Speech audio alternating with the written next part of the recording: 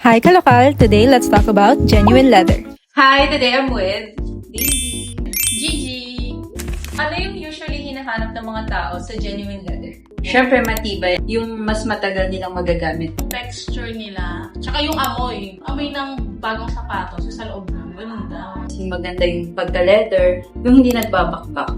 Ano yung bestseller sa genuine leather wallets ngayon? Is yung Isagani Detachable Wallet. 10 card slots, tapos nalalagyan din siya ng bills. Ang Andres po, affordable kasi. 329 pesos lang, tapos genuine leather na. Bakit bumibili sila sa Corbang Lakat?